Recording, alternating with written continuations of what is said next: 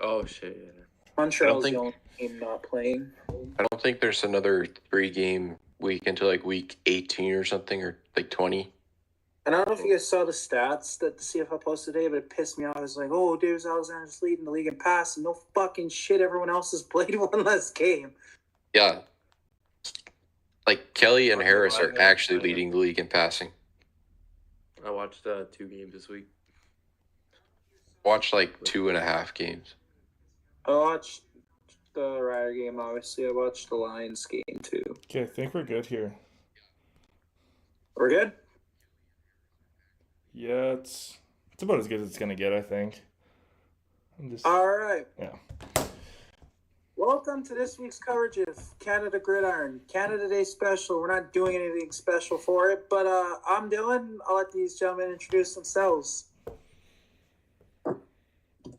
I'm Adam. Yeah. I am the Matthew Boyley, back once again. I'm Kobe. Boys, what are we doing? Happy Canada Day. It's tomorrow, man. Are you pre-game in Canada Day? Cheers, boys. Oh, fuck yeah, we're pre-game in Canada Day. This is going to be a fun episode. I used like half of the bottle there. There's not much left in it, but I'll get back to you guys in just a second. Jesus. Adam, what am I sipping? I'm sipping a Crown Royal Apple and Coke. There you go. It only took 2 weeks to find out the answer. Thank you. I was sipping lean last time. Oh, were you? From McDonald's. Yeah. All right. Dairy Queen. Let's get it started, okay? Yeah. So the first game of the league was Edmonton and Winnipeg. Edmonton went into to Princess Auto Stadium and took a huge lead. Winnipeg actually crawled back and took the lead themselves, and we lost Matthew. But in the end, Edmonton led a late touchdown drive, won the game off it. I'll let Matthew have the floor to rant about how shitty his team is first. Yeah, I don't even know if I got much to say about that game. I hate our kicker right now. He forgot how to kick the ball. He cost us that game, but I don't know. I think there's much better things that we can do as a team. Like we have a championship caliber team here. Fuck Adam and his dumbass offense take. Our offense is not the problem here. And yeah, I don't know. I think it's just bad mistakes all around, but it's like the fact that we can still put together drives and we're clearly showing that we can still do it, but it's just we cannot finish out these games. Yeah. I can't stand that. But Alan, do you have anything to say to that? I mean, honestly, I just feel sorry that I have to watch this every week. What do you score? 18 points. You're down 17. You're down 17-0 versus Edmonton. Oh, that's the Cody Fajardo. Bro. Watch how you talk. They're playing them this week. Yeah, and you'll see we'll actually do something. We'll score before they get to 17. Because, what do you get, 3 fumbles in the first quarter? Something like that? What are you guys, 0-4? No. No, we're not. Not quite? Wait, no, not yet. Not yet. Not yet, exactly. I don't understand how you can say, oh, we're not finishing drives. Bro, your offense is not even getting you there at the same time. Okay, maybe once or twice you can finish a drive. But if you fumble in your own, zone, I mean, you could one red zone fumble, I think. But, bro, that's not an issue with finishing drive. That's just an issue with holding the ball. And I feel like that's not something that you can just, oh, next week we'll fix this. It's not like a scheme thing. It's a skill thing, and your team has a skill issue. The Bombers have a skill issue. It's okay. I've also, I was just going to say, I've also personally reached out to Nick Dembski, and I have now taught him how to read a clock, so we're good now. Oh. What's that going to do? I don't know. Maybe not fucking shit the bed with 1 second remaining, but... Fair enough. I said before the episode I thought these two were going to go at it, and that was record time. Yeah, what are we at here, 2 minutes? On a completely side note, Justin Rankin had another historic game. Well, not historic, but he is on a historic pace still. Probably the best start I've seen since Corey Sheets. the year the Riders won the Cup at home. He was on a generational pace before getting injured. And Justin Rankin's right there with him. 15 carries, 106 yards, and a touchdown adds to an already impressive total on the season. I have to say it. I think he is the front runner for the MVP or the MLP right now. I would agree. Adam? Like, Tyson Philpott is doing some crazy things. And don't forget about this guy, Nathan Rourke, who we know what he can do. It's 462 yards. Like, we know what he can do. But as of right now, obviously, the front runner is either Rankin or Philpott. And what does this mean? Wins? 0 wins? Yep. Okay. Thanks, man. But I guess Rankin is a bit ahead, but still Philpott is having an unreal year. Matthew? Yeah, I mean, he does have a good point, but I think Rankin just these unreal numbers he's putting up, and he just like nobody can stop this guy. I think after next week, it's definitely going to be interesting to see or I guess this week, but like how that's going to hold up. But I if nobody's stopping this guy, he's winning it. It's undisputed for sure. Colby?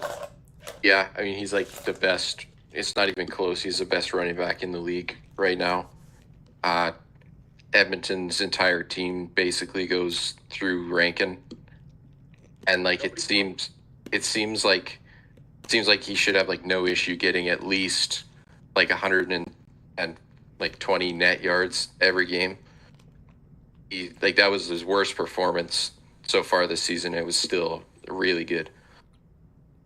Absolutely. And I was looking at all the scores from this season so far, and there's only been one time this entire season where a team was held under 20 points, and that was this week when Winnipeg was held under 20 points. There's only been 2 times where the winning team had under 30 this season, and 2 of those were Edmonton, and the one that wasn't Edmonton, like the one game that they actually scored over 30, took overtime to do that. This dude is their offense.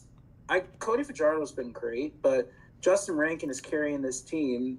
They don't have an offense without him. They're winning because of Justin Rankin and the defense. And to me, that's outstanding in an era where running backs have diminished in value tremendously. You've got a guy that's literally putting his team up, putting his offense at the very least on his back and carrying them to wins. Now, what is going on in Winnipeg? We already let Matthew talk a little bit about it, but what is generally going wrong in Winnipeg? I'll let Adam start this time. What's going right in Winnipeg? Nothing. Nothing's going right there.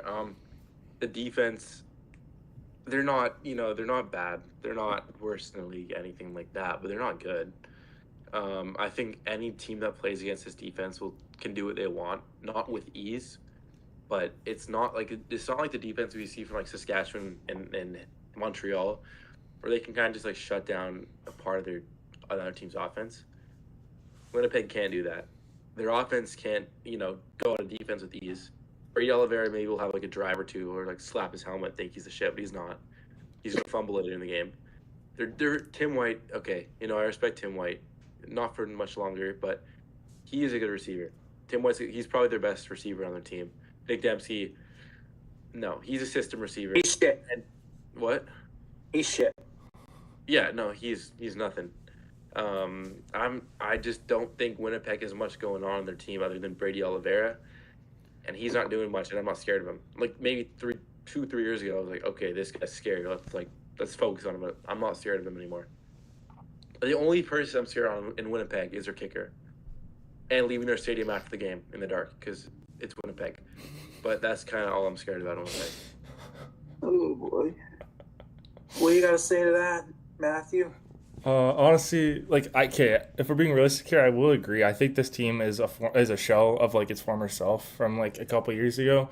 Obviously, the guys are way older now, and like our receiver, like just everyone's getting old now, and we need to do something about that. Clearly El Guerisma is not ready to do that, so I'm glad with the signing that we did get. I think that's gonna help on that end.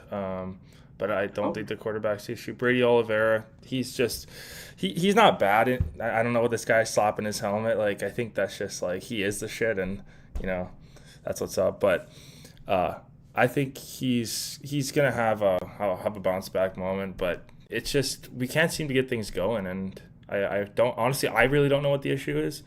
As for the defense, yeah, like there's definitely some discussions to be made there.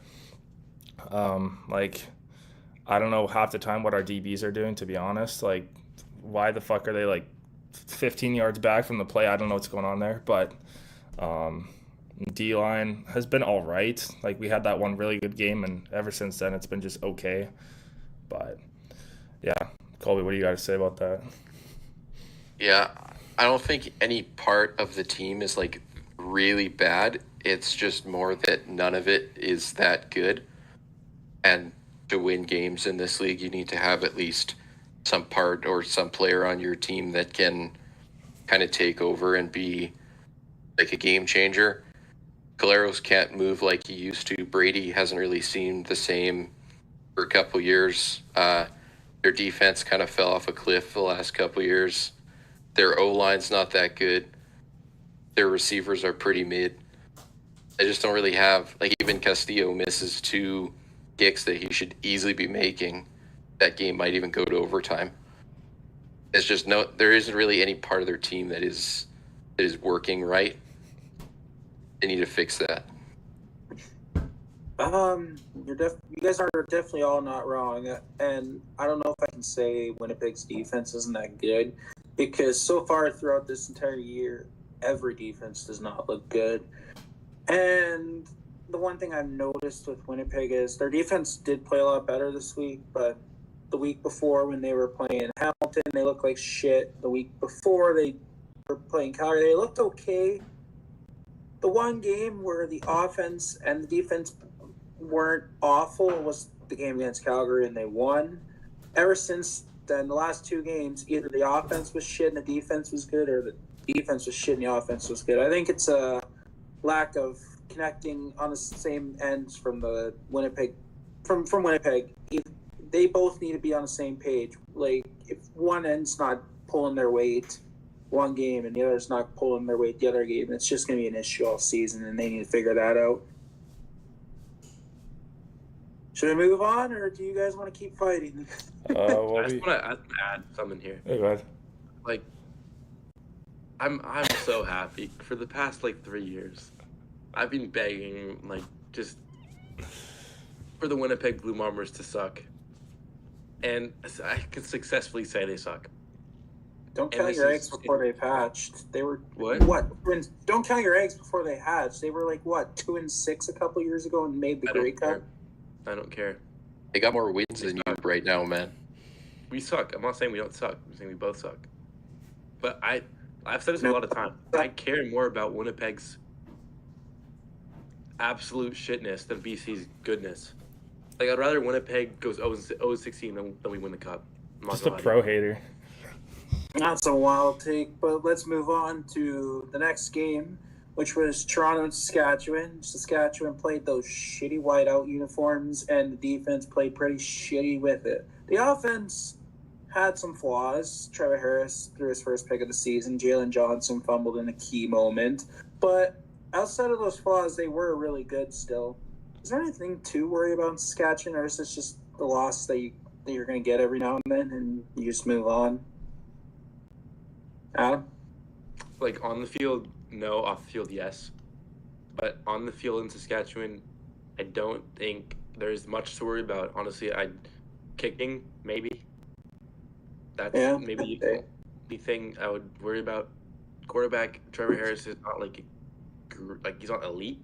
He's solid. He's a very solid quarterback. Okay. Running backs, they have 3 solid running backs. I don't know why you guys are laughing at that take. I'm not laughing. No, Matthew is laughing at it. What are you laughing about? Oh, no, I don't know. The crazy stuff about the Riders here, but keep going. Yeah, no, Ryder, and the receivers, great receivers. I do miss, Mitch Picton and Joe Orbicelli, though. The defense is good. I like their defense. Yeah.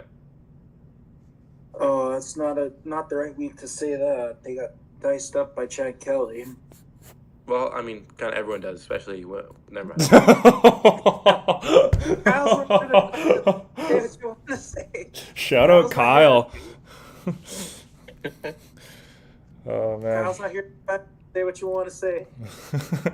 I was waiting for that I'll one. say that. Matthew, do you have anything to say? Yeah, I mean, like you said, I think this is just going to be one of those losses that you catch on the field. I think that the Toronto offense is really good this year, and like, I don't know that what is it, Common or whatever, but he's having like a really good season so far, and like I think overall that team, I think it's just going to be one of those things that you guys might even run into them way later on, and that was just one of those losses that you're going to have to take early on and just bounce back from. But I don't think it's anything to panic over, really. All right, now the guy that I should have let go first, Colby. Yeah, I think it's just kind of one of those just routine losses that just kind of happens. It was a little bit different to lose because we started the last 2 years 4-0, but we were right in that game until Johnson fumbled in our own end. Toronto was just better at winning on those kind of deciding plays. And then we also had he had Letcher go down injured. He had Emlis go down injured. So just a close game, you just lose those sometimes. I'm not super worried about it. I'm not really worried about it either, but can I say that I am worried about this special teams unit? Hale played a lot better today, or that whatever day the game was. I can't quite remember right now, but yeah, he played fine, but we gave up that return touchdown to Janarian Grant, which is back-to-back weeks now that we've given up a return touchdown. And I know, it's just 2 return touchdowns, no big deal. These are not supposed to happen commonly. And I know, yes, 2 is not common. This is supposed to be a rare event. And when you add to the fact that Letcher wasn't doing much, and now he's hurt. Then you put in Sam Emilus for some reason to replace him, and he gets hurt. And now we're down to a third-string returner, which probably shouldn't have even been a third string. You got the kicker issues. You got the punter issues. You've got returner issues that have been held for years. This is definitely something I'm a little concerned about. Offensively, though, we lost Sam Emilus early on in the game. That definitely hurts. And the offense still did their thing.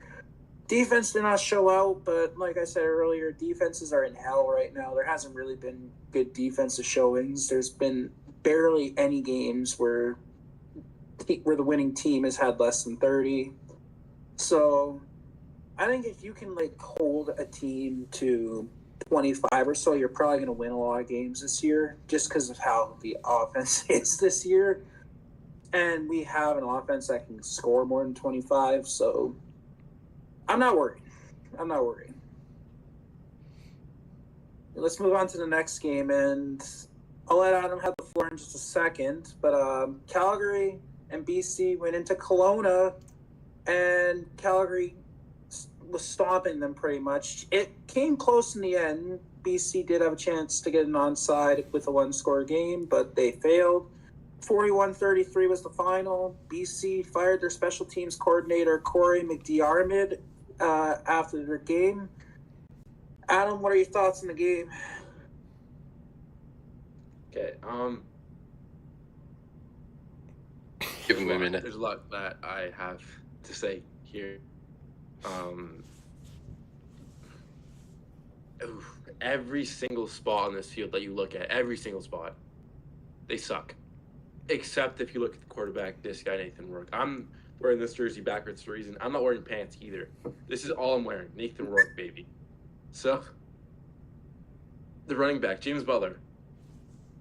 He is not the James Butler we've seen in the last couple of years. This guy is... he's like William Stanback in the Lions. He's just not... doesn't give us much. Xander Horvath, he's solid. He's a solid... he's okay. But he's not great. Our receivers are good, but they're all hurt. Except, they're coming back now. But they were. That's the best part of our team, though. Those 3 positions, quarterback, receiver, running back. And they're not great. Quarterback is elite.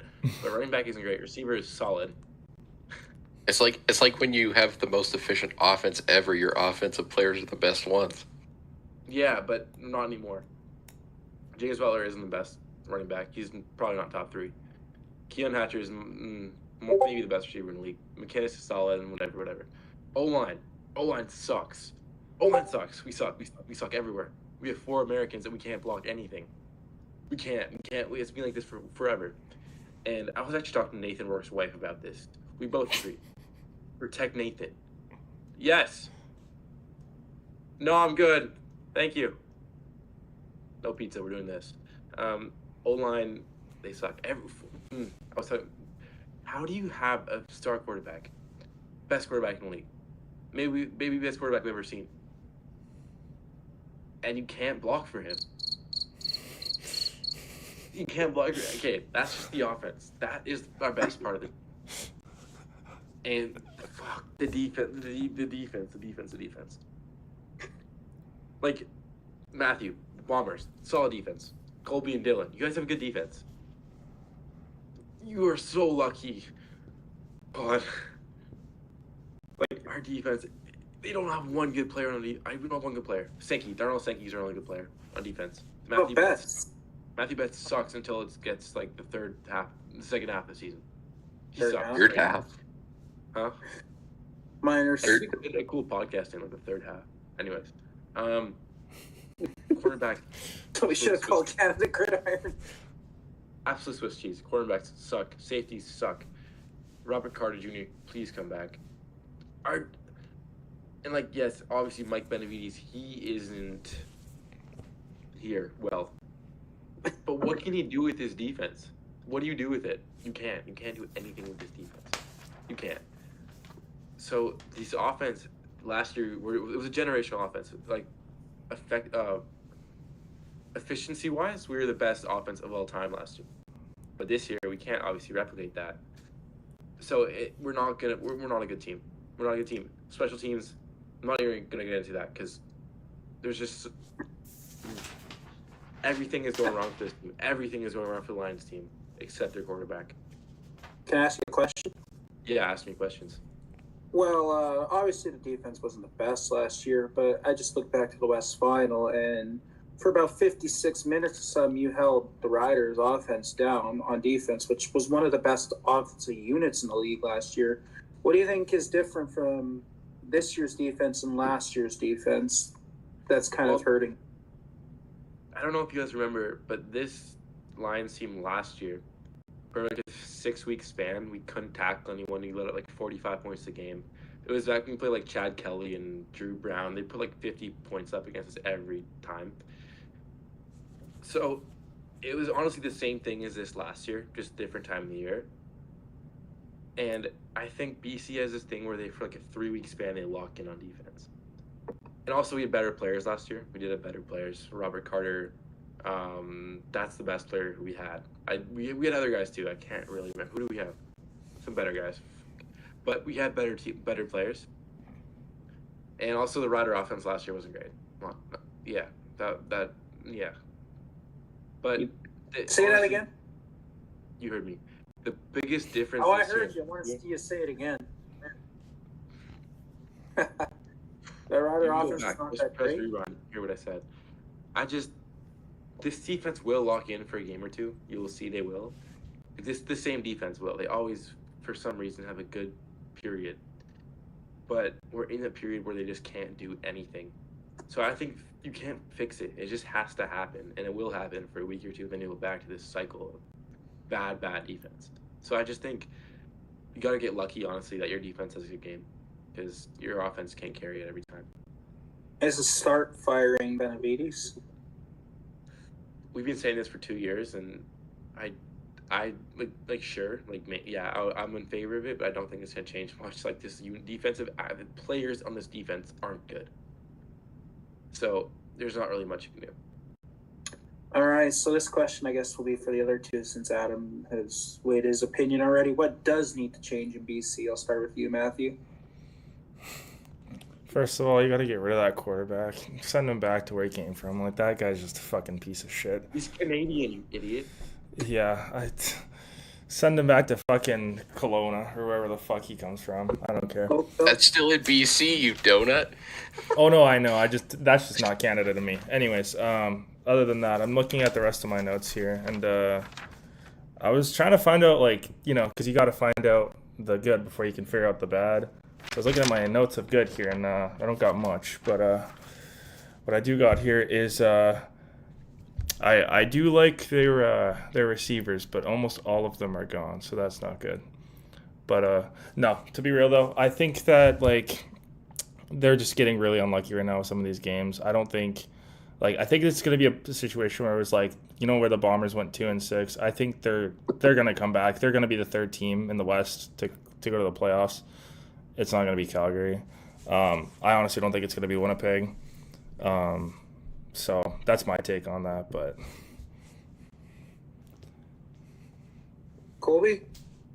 Yeah, I think they have to change like pretty much everything except kind of the offensive core. Like they need a new line, but like Butler he's good enough. Rourke is obviously good. The receivers will come back throughout the season, but like Buck Pierce play calling is average. Defense is terrible. Special teams is pretty bad. I think Nathan Rourke is just gonna have to like be the GOAT for BC to be winning games. He's never lost to Edmonton, so I think this week is gonna be very interesting to see. Yeah, I'll talk about the BC Edmonton matchup when we get to that because I have some opinions on it. But BC is just in the same hell that I talked about last week, where they just don't have the defense to hold down the offenses. And I've said it a million times, right? Defenses are in hell this season, but the fact that the offenses are playing this good is very concerning if you're a BC Lions fan because you don't have the D to stop. Some teams do have the D to stop these offenses, and they just haven't yet, like Saskatchewan, Montreal. I think those teams have defenses that can stop these offenses. BC does not. Robert Carter Jr. would be a huge add if they can get him back, but in the end, I don't think that'll do much in the long term because he's just one man on a 12-man unit, and Benavides also does need to go. I don't understand why the fuck he's still here. Like, if they're willing to fire the special teams coordinator, why are you not kicking the defensive coordinator out with him? He's been awful this season. And lastly, we trolled this game. We didn't want to talk about it much, but it ended up actually being a really close cinematic game. Ottawa went into Montreal, and Montreal only won by 2 points, 37-35. Is there hope in Ottawa? Because I see a lot of people saying that, this looks like a little bit of hope for Ottawa, given that they put up points and competed against what people think is the best team in the East. Adam? No. Like, the score made it seem closer than it was because of that last second, return or whatever. And also their quarterback is Jake Mayer. You're not going to do anything with Jake Mayer. Also, McLeod Bethel-Thompson on the bench. You're not going to do anything with him at this point in his career. They have some playmakers, yes, like Pimilton, Hardy, Lewis. They have some solid playmakers, but, I don't think you can watch that game and think we still actually are a good team or we have hope to be a good team. No, you don't. They're not a threat in the East, or just they're a team that you would want to play when you're in a slump. That's basically what I have to say. They're not a good team, and they don't have much hope, especially like I said with their quarterback situation. Matthew? Yeah, this isn't a game I watched, I can't lie, but what I will say is I'm excited for more lemons, so I think that's one positive that'll come out of this game. And I like you said, I did watch the highlights that last drive. It wasn't really that close, and I think at the end of the day, Montreal just had a bad game, kind of like the Riders. I don't think it's that big of a deal, and I don't think Ottawa's going to be anyone to worry over at the end of the day. Colby? Yeah, I don't really think that this is any indication that Ottawa's back or whatever, because you can lose all your games by exactly 1 point and you still go 0-18, and people will still think you're a terrible team.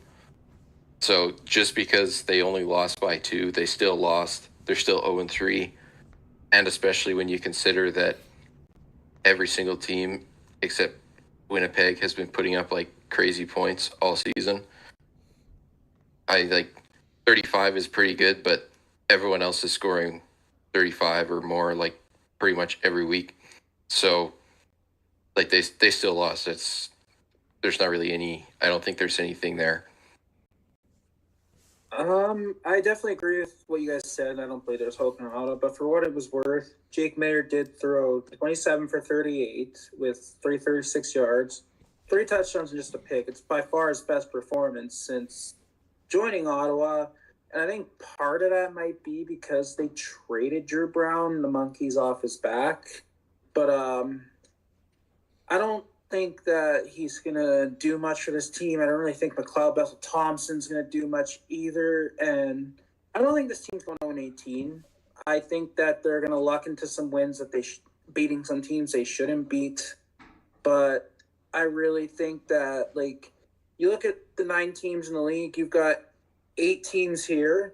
They're all pretty even. They're just separated by a little bit. And then Ottawa's all the way down here. The BC. That's the way. No, we're not down there, Colby. Sounds like a good playoff system. 8 teams that are like all right there, and then 1 team that's not. Shut up! Great idea. I like to think. Shut up! You just like it because you'd actually make the playoffs. Oh well. No. Tyson Philippa had a really nice game, 12 receptions and 198 yards. I don't have anything else to say. Just thought it was worth noting. Water's wet. Thanks, Dylan. You two spoke at the same time. I didn't hear either of you. You go ahead. One of them said water's wet.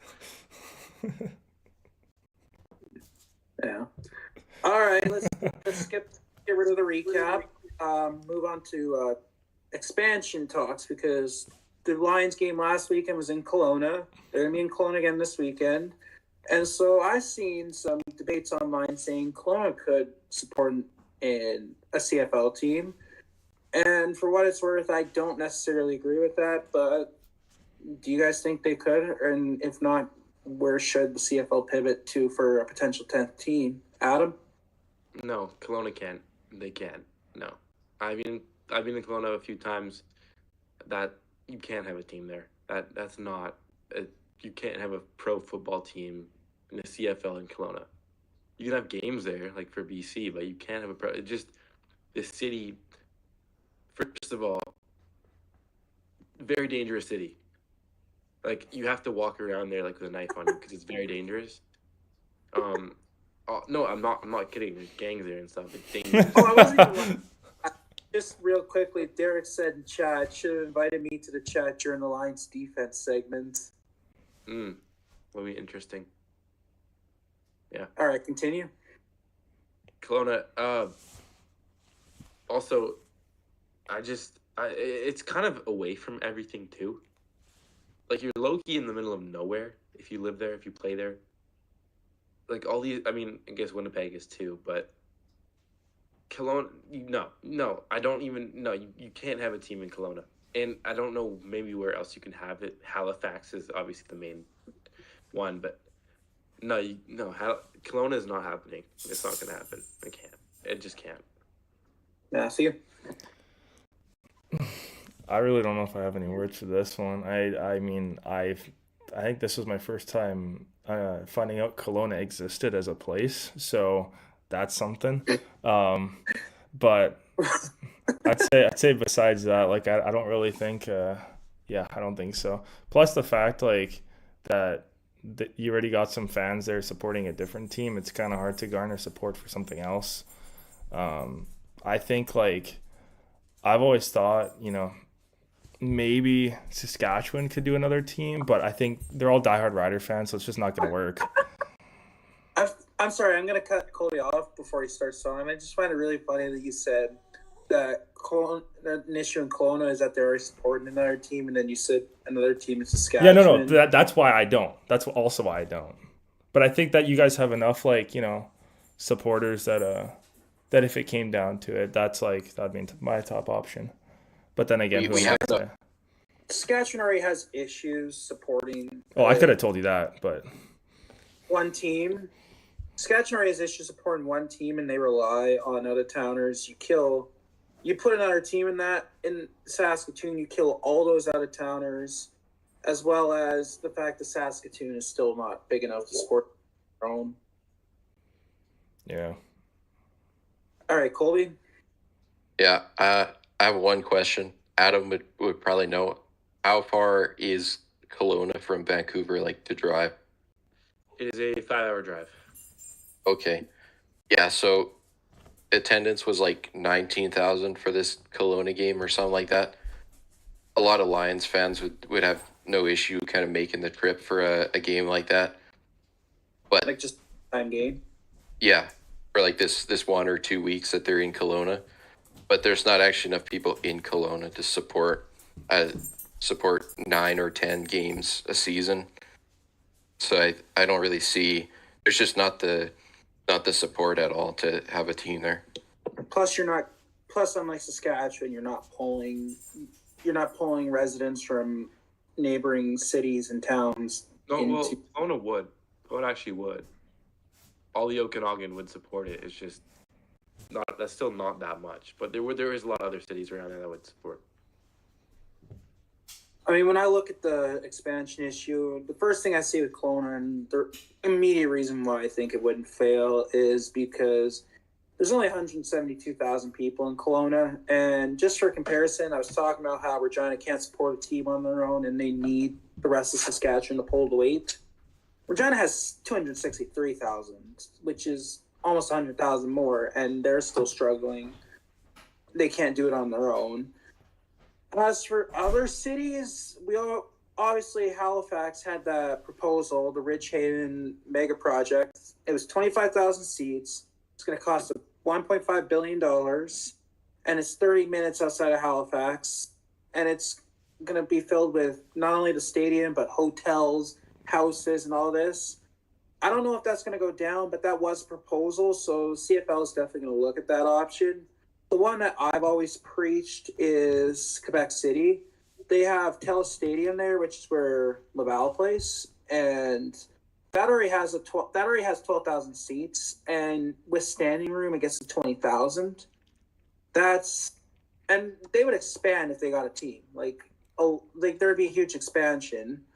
And there's 600,000 people in Quebec City. You put a team in Quebec City, they're immediate rivals with Montreal. So there you got a Labor Day rivalry, and that would definitely be entertaining to watch.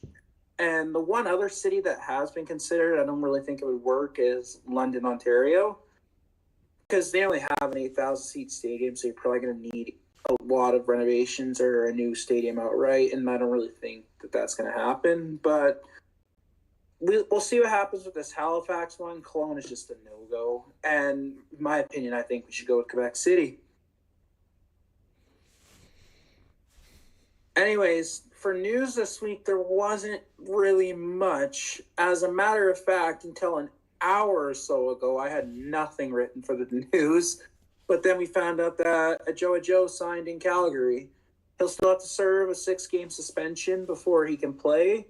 But does this make a difference for Calgary when they will inevitably get him? Adam? No. He'll make a player. He's kind of like Damien Alford was last year. The similar type player, but he's not obviously as good as Damien Alford. And dude, when players have 6-game suspensions and you wait for them to come back to your team, usually you want them to be good players. And I feel like waiting 6 games just for a Joe is like waiting for a cup of Dylan's drink. Like, you don't really want that. It's not really that enticing to you. You know, a Joey Joe, he'll make a play or two a game, but he's not like he's like he's their fourth receiver. So I don't think I think Kyle would have a good opinion on this because he knows a lot about signing quarterbacks and receivers that have issues with. Well, we don't have him here, so we've got you as a replacement. Me. Yes. My teams usually don't sign domestic abusers, so. What about Demario Houston? Yeah, we cut him. You signed him, though. Yeah, we cut him. Also, you can make fun of it all you want. I got the bottle down. I know that's showing you.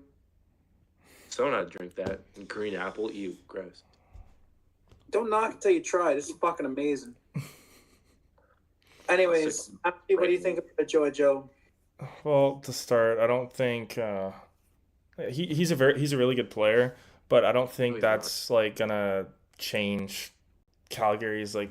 I think they have issues elsewhere, and that's not gonna be their. Oh, this is our ticket to the Grey Cup right here. It's this guy that can't even play for, what is it, 6 more games you said? So, no, it's not going to do anything. Colby? Yeah, I think this is kind of a nothing signing. Julie has a lot of talent for sure, but he hasn't played football since the Grey Cup. He had no real off-season activities, no training camp. So now he can't come back until week 11. So that's like 8 months or so without, or like 9 months without playing any football. And Calgary's receivers are not the issue on their team because they got Jalen Philpott, Kevin Jones is all right. You got Eric Brooks is a young guy. He's pretty good.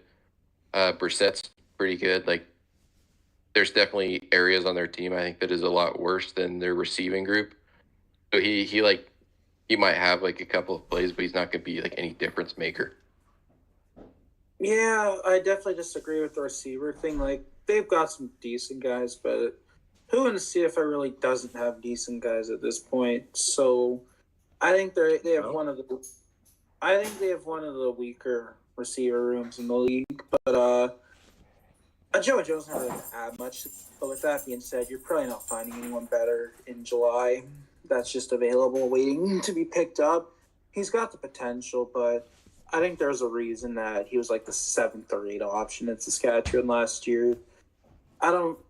People make it out like he's as good as like Emilus or Keyshawn were, but he really isn't. Like, he was underproduced by Joe Robustelli, to be honest. And like, there's potential there. No, don't get me wrong. He absolutely has a high ceiling, but he hasn't really shown much to show me that he's going to hit that. Well, he does hit stuff. Oh man, Gotta love it. oh god. Okay. So let's preview some games since there's not really much else to talk about for news. The first game of the week is Toronto and Calgary. We do not have Kyle here to give us his all hail Chad Kelly rant, but I think this is an important game for both teams. Calgary took the first step last week and getting back in the foot race with the West Division. A win would put them ahead of Winnipeg and BC, and they'd be chasing Saskatchewan and Edmonton at this point. But a win for Toronto keeps them on pace with Hamilton and Montreal. A loss puts them behind them. So I think this is an important game for both teams. What are we looking out for, and who do we think is going to win this game, Adam? I'm interested to see if Chad Kelly is actually, like, for real, a good quarterback, because he's been putting up numbers this year. So this Calgary defense is a good Toronto. defense. God. No, wait, what? What the fuck? He's talking about Chad Kelly versus other defenses. How drunk are you? What does he do? My screen froze. Yeah. So I'm interested to see how Chad Kelly does versus another defense, just to see if he's for real a good, like, consistent 400-yard quarterback guy.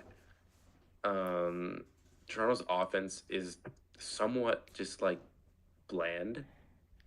Not just saying that because they've run through a lot of white guys. I'm just saying that because they don't do much other than just chuck the ball and score.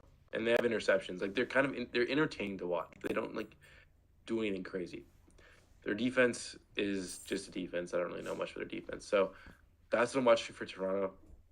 Calgary, I'm looking to see. Because remember, is this game in Toronto? Calgary. It's in Calgary. They're not- Okay. For a What? while. They don't go to Toronto until the start of August. Mm-hmm. For the World Cup. That's right. Yeah, of course.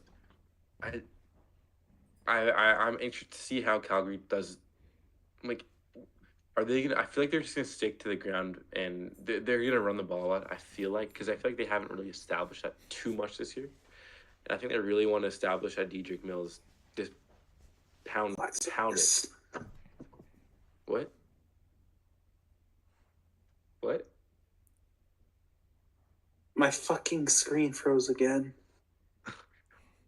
You need to get off the iPhone 11, bro. Who's gonna tell him it's not frozen? He's just not moving. Right here. Not going to left right here.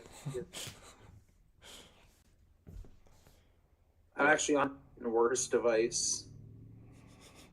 If you think this is old, the device I'm on still has like the home button. Or just look at your screen. That's pretty old too. Like, I think Calgary just needs to run the ball, and I think they will. I think they're going to try to establish their run game as the best in the league. So I'm interested to see how Toronto defends that. How are they supposed to be better than Justin Rankin, bro? I'm just saying, because last year, Calgary's offense was just running the ball. Honestly, that was their biggest weapon. And this year, I feel like what? Dedrick Mills ain't no Justin Rankin, but he's still fucking good. No run the ball. He led the league in rushing last year. Bro. What I'm trying to say is they want to get back to that run game. Yeah. Because their passing game has been good, but not great this year. And I think that's what they're going to do against Toronto, is just run the ball a lot. Matthew? I'm going to be honest. I'll keep it short and sweet. I think Toronto's offense is just going to outscore, and I think Toronto's going to take the dub. And I think they need it, especially on this away streak that they're going to go on. I think they're going to catch a couple of losses soon, so I think this one they definitely need as well. Coley? Yeah, so it's the third home game for Calgary in their first four, which is a lot. They still haven't won at home yet, so they're gonna be looking for a home win. Toronto is 1-8 in their last 9 games at McMahon Stadium. Their only win there in those last 9 games was in 2021. They just, for some reason, they just can't win there. Even in 2023, when they went 16-2, one of their 2 losses was to Jake Mayer, which is insane. So I think it'll probably be pretty close, but I'm just going to go with the history side. I think Calgary will win. Oh, I had a hard time predicting this week because I think I convinced myself this week at some point that both teams were going to win. Like, at some point I thought Toronto was going to win. Then I thought it was Calgary. I'm pretty sure I'm picking Toronto just because Toronto's hot, and, well, Calgary did beat BC last week. I don't think they're hot. I think they just finally got off the ground against a team that's worse than them. Toronto's actually hot. They just gave the defending champions their first loss since last October. And the week before, who did they play the week before? Ottawa. Oh, no one cares. But Exactly. they faced Montreal. They're a hot team. Like, the one loss they had this season was a shootout loss to a really dynamite offense, and they just handed the defending champions their first loss. So I think that momentum's going to win this game for Toronto.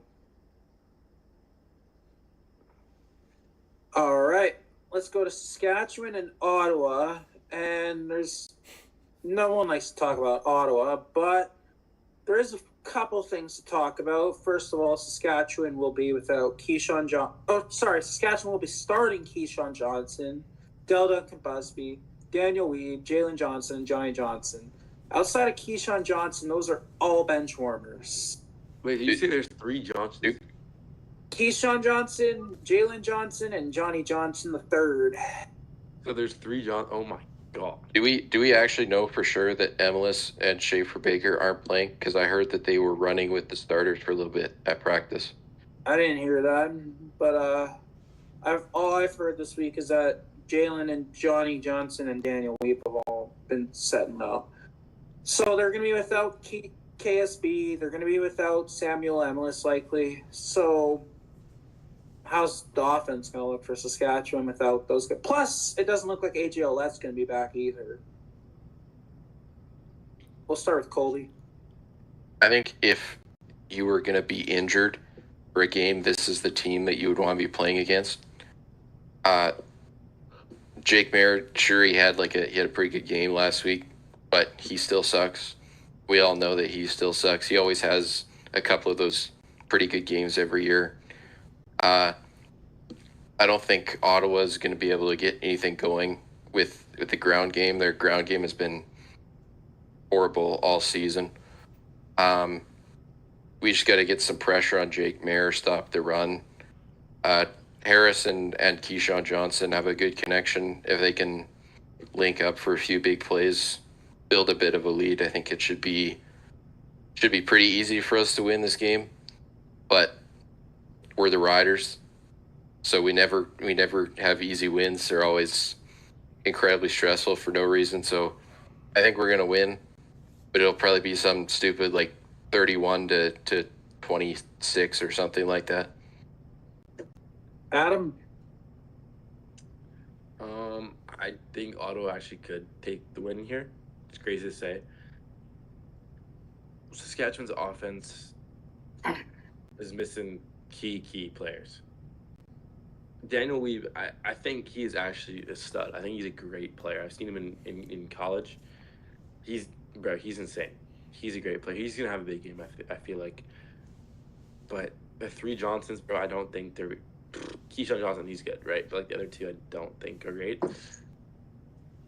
I just see this as a 19-17 win for Ottawa or something. I think this will be low scoring. Defenses are both solid for both teams. I just think it's going to be an ugly, gross game. You should look at Ottawa as your pick then. Well, I'm not going to do that, but I'm just putting it on here just so y'all can see the vision. Matthew? I think the diehard Ottawa Red Black fans are going to come out to support their team, and I think they're going to win. Yeah, I don't got much more insight than that. I mean, yeah, you guys are a pretty banged up team. This really could go either way. This is going to be one of those games where it's I might change my opinion tomorrow on this, but I think, yeah, you guys are just too injured, and we're going to see an upset win here. First of all, I just want to say don't talk bad about my boy Johnny Johnson. I think he's the next stud in the CFL, and I'm definitely not saying that because I'm an Oregon fan and he went there. I think he's a fucking stud. I talked about in preseason how I thought it was amazing that he was signed on a Tuesday and was scoring touchdowns on Saturday. But, yeah, we'll watch Johnny Johnson. He'll be a fucking stud. But I definitely am worried about this receiving core because outside I don't trust Del Duncan Busby. And Daniel Weave and Jalen Johnson and Johnny Johnson, they haven't had much of a chance. So it's definitely going to be some growing pains from Trevor Harris because outside of Keyshawn, these are all new receivers to him. I guess not Duncan Busby, but he doesn't play much. And I think that Ottawa will probably try and lock in on Keyshawn Johnson because I think the word in Ottawa is that they know they can lock Keyshawn Johnson up. It's going to be a hard day for the Riders. But I do think we're still going to get the dub. It might be a close, stressful one, like Colby said, but I do think we're still going to get the dub. Now, on the flip side, just real quickly, we'll talk about Ottawa a little bit. Since last week they signed McLeod Bethel-Thompson, and we knew he wasn't going to touch the field because it was too soon. But now it's not crazy to say it's too soon. What does Jake Mayer's leash look like in this game? Adam? I don't think it's that short. I don't believe McLeod will like come in this early. I do think Jake will suck, and I think we all expect him to suck. But I don't think he'll actually get pulled, because I think Jake Mayer, yeah, he had a good game last week, but if you look at the other quarterbacks, that's like an average game, honestly. Nothing too special for what he did. So I don't think Jake Mayer has much to like. I think he has a lot of room to like fuck up, because he's Jake Mayer. He's probably gonna fuck up, and I think everyone knows he will. So I don't think McLeod Bethel-Thompson will come in this game unless Jake gets hurt or like throws like 4 picks in the first half. Yeah. Matthew? Oh, what's that thing they were saying about how Jake Mayer's the guy to push the ball down the field? So I think that he's going to do very, very well in this game. No, I'm just kidding. I think by the halftime he's done. I think Dinwiddie loves his boy a little too much, and he's going to throw him in and take over. Or they might even just play like they could go like where it's like they throw Bethel Thompson in just to see how he's going to do, because like where even has he been this whole time? Like I really don't know where he's been. McLeod's been a free agent. Okay, so he's just been not playing. So like I think he might just want to get a few reps in. Like obviously they're going to practice, but like I want to see like how good he does in an actual game. It's going to be interesting. I don't know. I mean, he's unpredictable, so. Colby? I think with Brown back to Winnipeg, I think Dinwiddie kind of confirmed that he's more or less fully committed to Jake Mayer for the season. I think Jake Mayer is going to be kind of their guy until he like loses a game, because Ottawa hasn't really been in any of their games so far. Haven't really had like any chances to win. But like if they have a chance to actually win a game and Jake Mayer goes out and screws it up and loses a game, then I think he's probably done.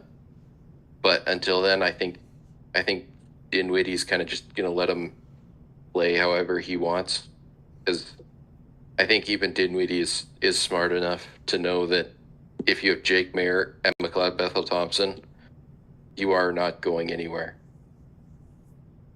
I wouldn't say that, but I will say I don't think Jake Mayer's going to get pulled this game unless he just like does astronomically bad, like 4 picks in the first half, Johnny Manziel type shit. But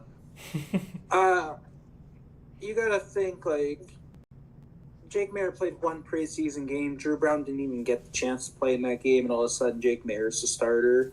And then after 2 weeks, Jake Mayer doesn't do much, and you trade Brown away to sign Macbeth. And Jake Mayer just had his best game of the year last week. A game that you could actually look at from the Red Black standpoint and be like, see, I told you he's our guy. He's not their guy. But from the Red Black standpoint, you can use that in your favor. I don't think that his leash is short enough to say he's going to be benched this game unless he does atrociously. All right, let's go to Edmonton and BC, the only remaining undefeated team against one of the only 2 teams left to win a game. It will be a BC home game, so they do have that advantage, but it is still in Kelowna. Adam, what's it going to take for BC to get the upset? Defense. I trust this offense. Nathan Rourke always cooks versus Edmonton. I think he's going to have a huge game, like 450 yards. And so far this year, he really hasn't had a game where he's thrown, like, touchdowns. He's thrown a few every game, but, like, not really. So I think he'll throw for, like, 5 touchdowns, like 450 yards. Keon Hatcher is going to have a huge game, 200 yards, 3 touchdowns. Mark my words.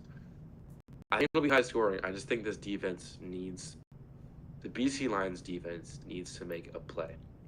They haven't made a play all year. They haven't made, like, they haven't made one, like, I don't think they have a turnover all year. Just make a play. They have to make a play, and I think that's what they need for their offense to realize their defense actually is part of the BC Lions and not part of the other team. Because the Lions, every time the defense hits the field, they just get fucking kicked in the ass. They allow yard after yard, touchdown.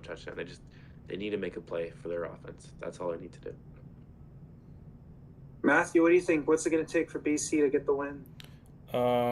I mean, yeah, you definitely need offensive score there, but I think the most important thing here is going to be that run game defense, because they're just going to keep throwing Rankin down, and if it's been working, so until it doesn't work, why would you stop? So if they're going to keep doing that, so they really need to stop that. Other than that, not much. I mean, Edmonton's pretty predictable right now. They got their one guy, and clearly it's been working. So I'll say that. Colby? Yeah, Rourke is going to have to kind of remember who he is for this game to win it, because he is the owner of the Edmonton Elks. I think last year it was late in the season, right? He had like that 70-yard rushing touchdown. He's going to have to do some more of that to win this game, because this is the best Edmonton team that he's ever faced, for sure. Lions defense has to do anything against Rankin, because if he even gets like 100 yards, I think Edmonton's going to be winning the game. They're going to have to find a way to slow him down to any degree. It's not going to be an easy one for BC though.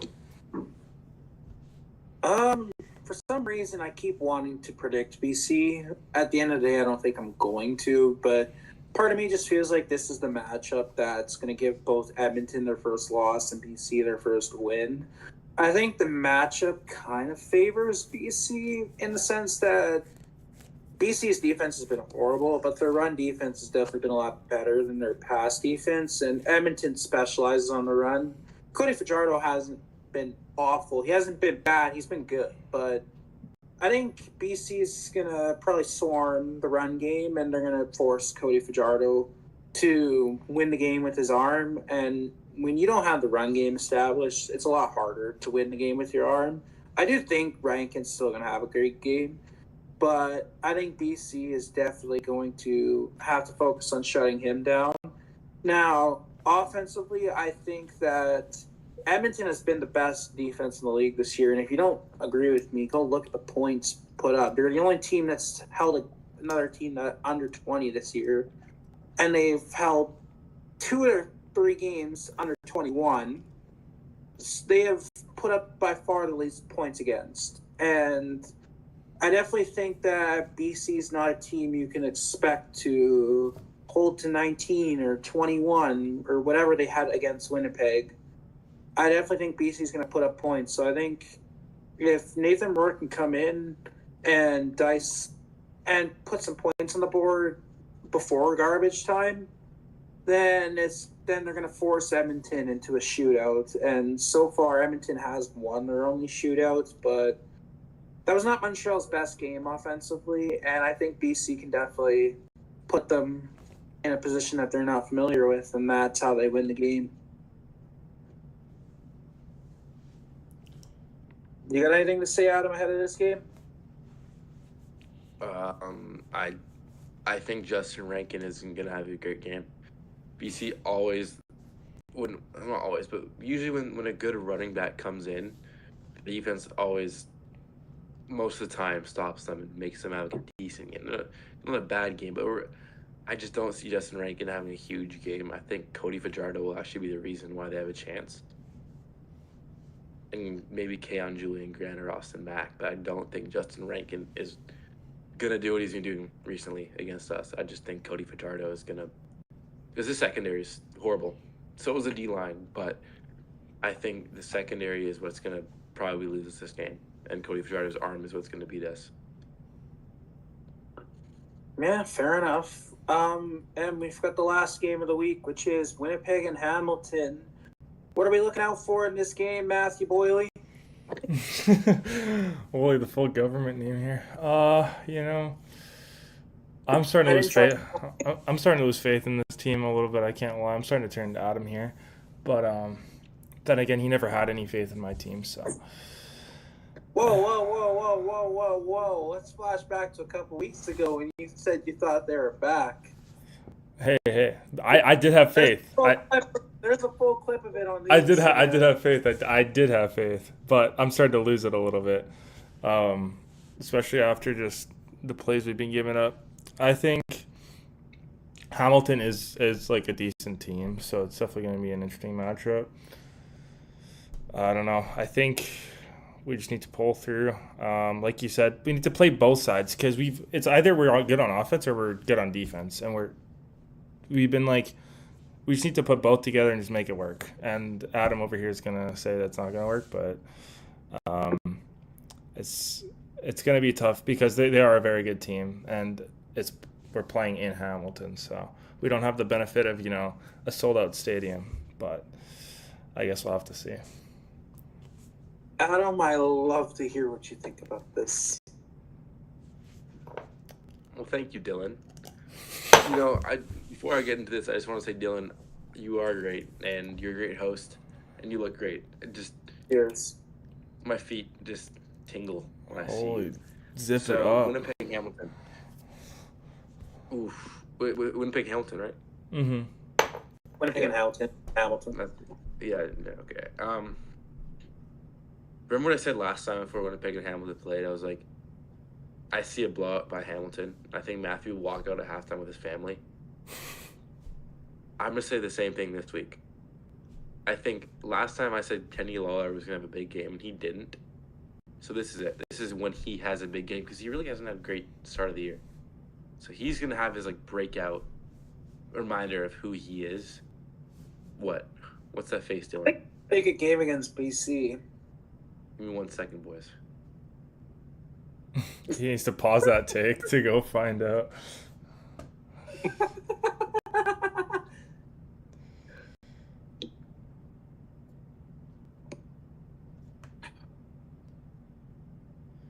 Oh, okay. Oh. I think it's funny that Matthew was mentioning that they don't have the benefit of a sold out stadium, but they didn't really benefit from that sold out stadium anyway, did they? Hey, that was a loud fucking place last game there. All that for nothing. And Bo did not give a fuck. No, not against Hamilton. Or who was it that we played last time? Was it Hamilton? Edmonton. Oh, yeah, it was Edmonton, yeah. No, Cody You Fedora lost to couldn't hurt shit, but You lost to Edmonton. yeah, everyone's losing to Edmonton right now. I don't really feel any hurt from that, so. All right, what are we waiting for with this guy? Where are they on? I don't know. I don't know. Colby, you got any takes from this game? All I said was I thought he had a pretty good game against BC, and this dude he's back. What's he got for you? What's he got? Do not let this guy cook. What I miss? Nothing. We're waiting on your take. On you. My bad. Sorry. The mother came down. Had some issues to talk about. So as you're talking, Dylan, what were you saying? Why were you smiling when I was saying my stuff? Because I said I thought Kenny Lawler had a pretty good game against BC. Against BC. Led the team in receiving, caught a really great receiving touchdown. I'll see what he's got here. Yeah, but what he did against BC isn't really Four Kenny catches Lawler, for. Oh, go ahead. Kenny Lawler he's probably the best receiver in the league. So I think what he's gonna do against Winnipeg is gonna remind us he is the best receiver in the league. Matthew, I'm sorry, man, but that TV's gonna have to be turned off pretty soon because it's gonna be bad. I'm so sorry. It's gonna be bad. It's gonna be really bad, and I don't think Zach Caleros might die. You know how last time I predicted a bad injury? Zach Caleros might die. Last time you predicted injury, it was eczema. No, I predicted who it was going to be. It's okay. Sorry, Zach. No, this might get ugly. That's all I have to say. There we go. I was just gonna say, against BC, Lawler had 4 catches, 81 yards, and a touchdown, which did lead the team. But by Kenny Lawler standards, that's not really that crazy. Yeah. Matthew. I mean, He already talked about this. yeah, no, I Don't just hear it. just a quick Sorry, I've lost all track. just a quick response to that. I think I don't know. I don't think Kenny Lawler's the guy that he used to be. I do think they're probably gonna beat us, like realistically. Like I'm starting to lose faith in my team, but that doesn't mean that we don't stand a chance. But yeah, I don't think it's gonna be because of Kenny Lawler though. I think there's many different pieces on that team, and he's not one of them that's gonna be the difference maker in this game. It's definitely interesting to think that you're losing faith in this team because at the end of the day, the way when I look at the East, I see Toronto, Montreal, and Hamilton. They're all playing really good. I think they all only have 1 loss right now. You can correct me if I'm wrong on that, but I don't see a crossover from the West this year, which means that 2 teams are going to miss. And we might not get first in the West, but I really don't think Saskatchewan's going to be one of them. So the remaining 4 teams are fighting for 2 playoff spots. That's going to be fun. Yeah. And if Edmonton's as good as they are, they're going to be one of those teams. And so you got Winnipeg, BC, and Calgary fighting for that final spot. So it'll definitely be interesting to see how the season goes because I really could not tell you who's going to take that spot. I know BC looks like they're out of the running, but they went on like a 7-game win streak last year to get second place. You can't really count that team out. But they're not in a good position right now to make a run. So it's hard to say, but as for what we're looking out for this game, I'm just looking to see if Winnipeg can prove they're not washed up and they can at least give Hamilton a run for their money. If they lose like by 3 in overtime, I can sit there and say, hey, Hamilton's a great team and you put up a fight, but you lost. You're still good enough to fight for a playoff spot this year. But if Hamilton comes in, because they beat Winnipeg by 10 in their own stadium, if Hamilton comes in and beats their ass or even like wins by more than 10, it's not looking pretty for Winnipeg. You know, soon enough, it's not going to matter if we don't beat, if we're not the first, second, third, fourth, fifth team in the West. Who fucking knows? Like, soon enough, it's not going to matter. As long as we're one of the top 8, we make it. So, not yet, but soon enough. Not this year, at least. Yeah, not this year. I would love to see you miss. That's okay. We'll be with BC. You can't call. Oh, yeah, BC can't beat Winnipeg. Sorry? BC can't beat Winnipeg. How many wins does Rourke have against Winnipeg in his career? I'll give you a hint. The number is the same as his current wins on the season. Okay. Just unreal numbers. Next, I can't talk about this any longer. He's itching. This is what 0 wins does to a motherfucker.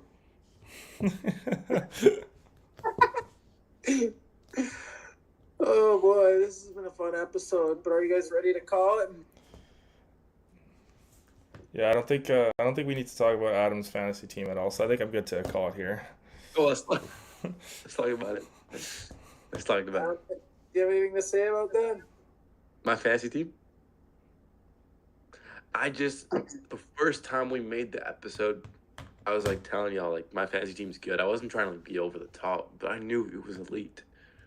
It's fucking elite. It's insane. I'm like, every week, on the top, I know you guys don't know this, but it says your team is better than 90% of other fantasy teams. Every week it says that for me. So I think I'm probably one of the best teams in the world right now in CFL fantasy. I'm just letting you guys know you're in the midst of greatness. I also think a lot of people already gave up on it. Great's coming out of BC. What'd you say? At least something great's coming out of BC. I think I lost to Kyle this week, and he didn't even set his lineup, so I'm not that good right now. But hey, Yeah. I don't think Matthew and I think you and Riley are the only good teams in the league right now. I think Yeah, your team sucks, Dylan. Like, I think so- me, Matthew, and Colby all suck right now. But I don't. especially you. I haven't even done like anything. I just set my lineup like 1 hour before kickoff every week. this is what That's I'm doing. all I've too. been doing. So, I'm gonna be honest. I still find weekly fantasy way more fun, and I've actually It's been better. Yeah. pretty damn good at. I've been doing pretty damn agree. good at that this year. I'm I got- 1-3.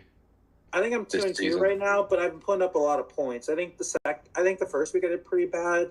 Second week I did really good and just lost to whoever I was playing because they did really good too. And then the last 2 weeks I've won, putting up really good numbers. You beat Oh, me. I whooped Matthew last week. That's my only win so far. Good job. 105 to 69. Yeah. In weekly or No, in season long. Oh, because this dude started Javon Leak. That's why. Yeah, I can't lie. Anytime I go to edit my team, half the time it just doesn't submit properly. I'm not like trying to be Skill salty issue. here. It's literally just how the game works. Skill issue. Yeah, it does that. So like, yeah, if you play, I think my Matthew too.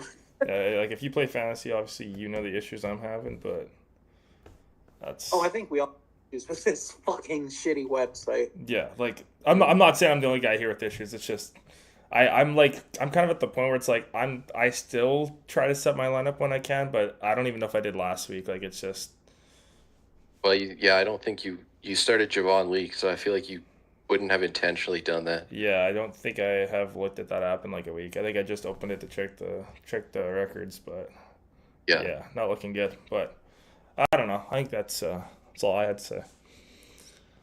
Well, I guess if we're done talking fantasy, we can wrap up this Canada Day episode. Thank you guys for watching. Happy Canada Day to you and everyone in your family and all the people that aren't watching us. I'm your host, Dylan. I was joined today by Adam, Coley, and Matthew. Thank you guys so much for watching. Thank you these boys for joining me. And we'll see you next week for a regularly Wednesday episode. Likely. We're never consistent, but thank you guys for watching and have a nice week. Go Ride Us. Go Bombers.